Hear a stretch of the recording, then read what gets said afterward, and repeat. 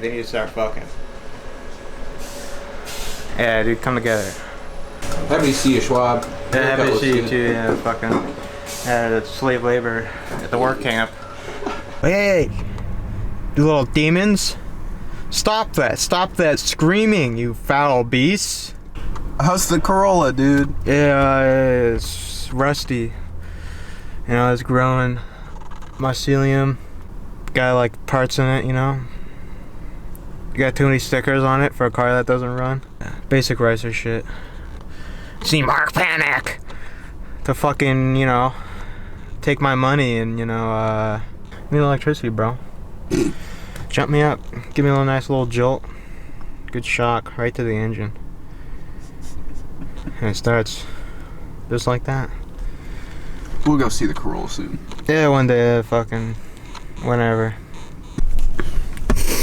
All right, so I'm on my lunch. Yeah, so Schwab works here.